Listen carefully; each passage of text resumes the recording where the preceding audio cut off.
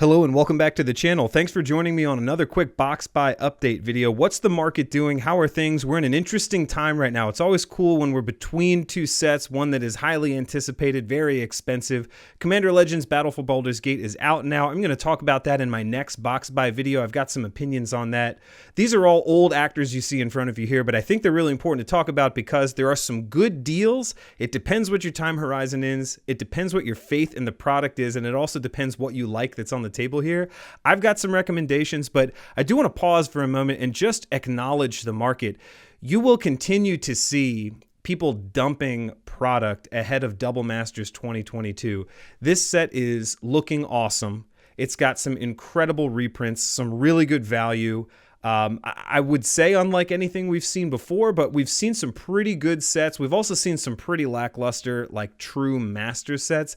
This one, just in general, regardless, looks really good. I can't wait to talk about that more once the set's been fully spoiled and I have some boxes in my hands. But for now, I just want to talk about some of the stuff that's sort of left on the cutting room floor, as it were, while these products are on their way. So everyone, I think, is saving up for Double Masters. Stores are trying to place their orders, and folks are trying to park their money. This is a lot. I mean, $300 at this point for pre-order prices for draft boxes. That's a lot of money. I mean, you're talking about 3.5 draft boxes of a standard set.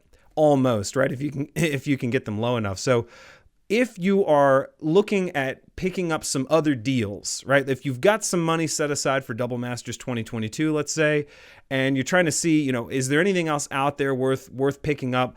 This is what I'm also buying right now, just in very, very small amounts, just to kind of pick up some last little pieces. I'll talk about the less exciting stuff really quick. I think that the door's closing now. I keep saying Zendikar Rising and Kaldheim. Kaldheim is available right now on eBay, I see, for $95. It's been there for a little bit. I think that, though, these 2021 era products, like this is kind of it. For those particular sets. I like Kaldheim at $95. It's not an insane deal, but like I mentioned last time, and this is probably the last time to mention it, I think that $95 is a fine price if you never got into Kaldheim and you want to get some, but I probably would divert my resources elsewhere going forward if you're not interested in Kaldheim, you don't like it, or you've already got some. $95 is not great. It's definitely something, though. It's not the $129, let's say, that this is probably going to sit at in about, I don't know, 8 to 12 months time when it's just not there anymore. So I like Kaldheim right now at $95, but what I like the most is Zendikar Rising. So Zendikar Rising is available on one particular spot right now on eBay. If you're buying 3 or more boxes, you can get these for $95 a pop.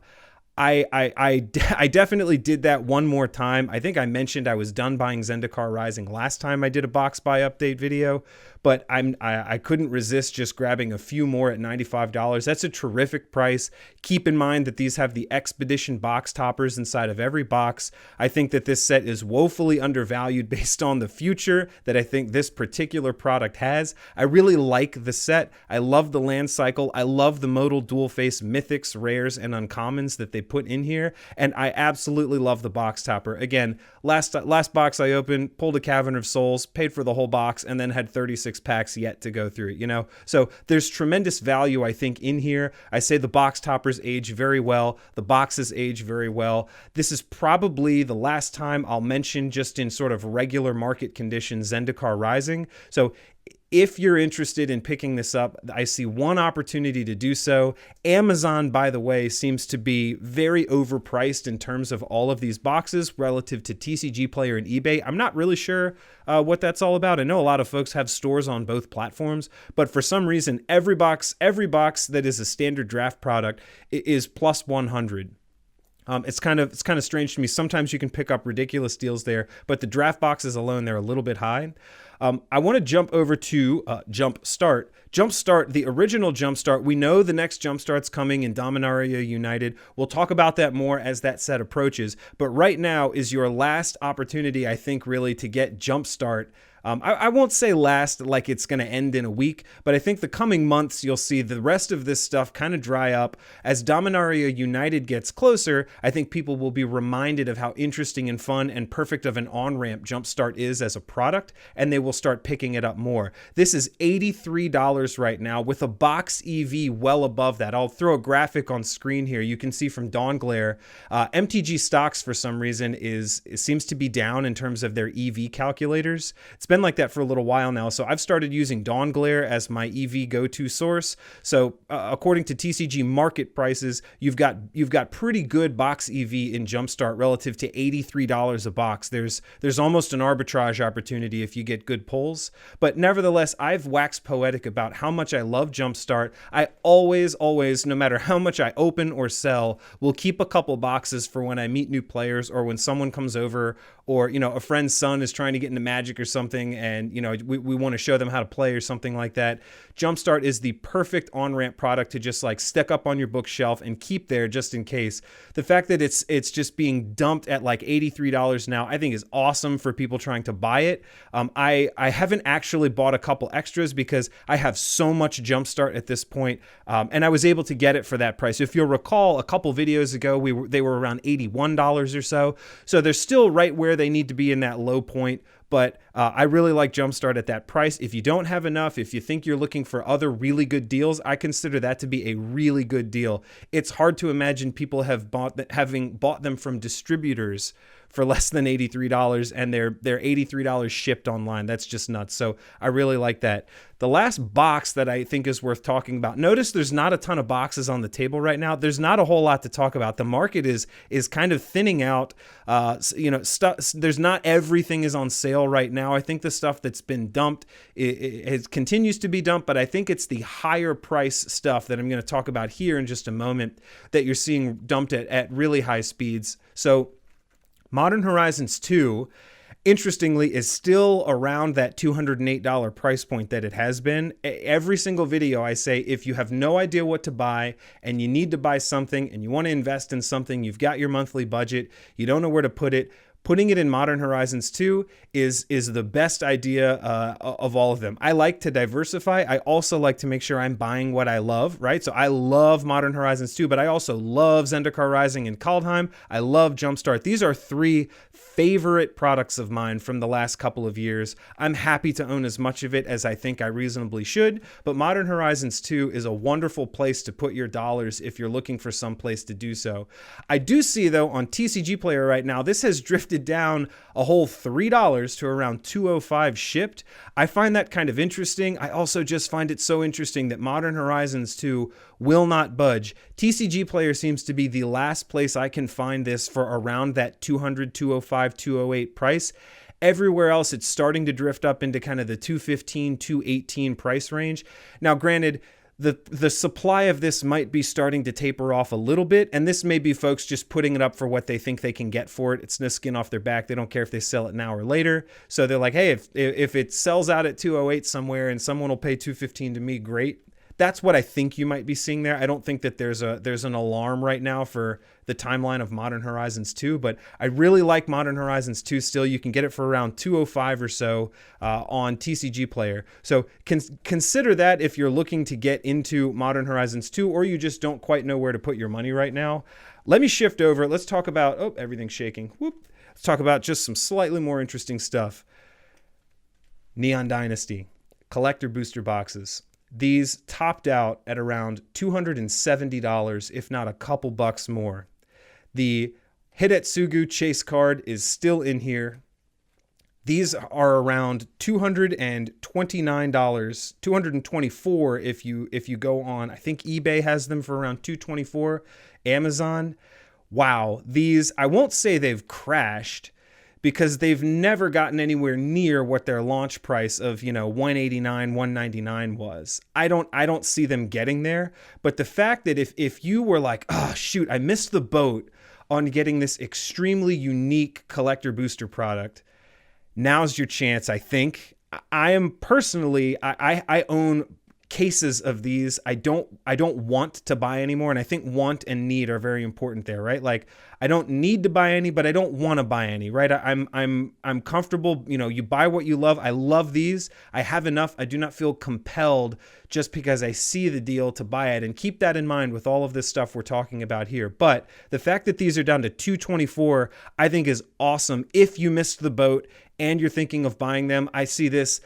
I don't imagine these can really go much lower. There's too much of a demand. Too many of them have been opened. Think of the amount of collector boosters from Neon Dynasty that have been opened, kind of Willy Wonka style. Everyone's trying to find that golden ticket, versus a set like, you know, Streets of New Capenna.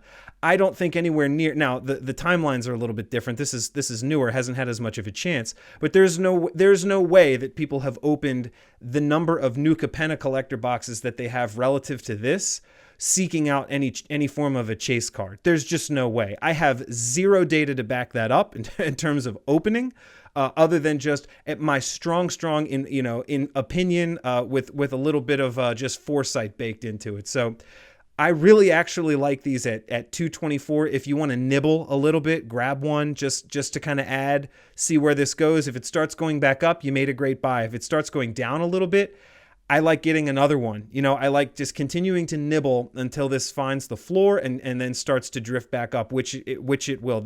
We're talking Neon Dynasty. This is a line in the sand for Magic products, and it's a really important one.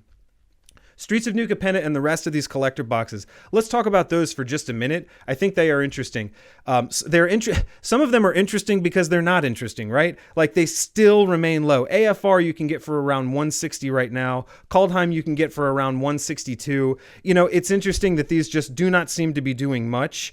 I like the products. I don't know that I necessarily want to go out and spend 160 on each of these boxes right now. You could get them for much less a while ago. If you don't like them, I just don't see these things skyrocketing anytime soon. So it depends on what your time horizon is. I'm exposed to everything that you see on the table and then some, but I liked these much lower. I just think it's interesting that they're holding steady at 160, which is still a ridiculous deal for a collector booster box. So it's entirely up to you. The two I really want to talk about, guess who? Yup, the sets that nobody likes, Crimson Vow and Midnight Hunt right now. Crimson Vow you can get for $145. Wow, on eBay. But Midnight Hunt you can get for $143 on Amazon. It's not going to get lower than that unless people just want to stop the bleeding. You know, I don't think people are buying these. They're not moving as much. If I had to pick, I like Midnight Hunt, obviously, I've said before, over Crimson Vow. I know it's not interesting to really talk about these anymore, so I'm going to leave it at that. But just remember that Crimson Vow has some pretty unique alternate art cards that are special and limited to the collector box. And Midnight Hunt obviously has the Meat Hook Massacre. It's got the foil extended art version you can't get anywhere else that's worth a ton of money. At $143, I mean, geez, you've got a decent land cycle in both of them too. You know, getting those kind of borderless foil versions of those lands.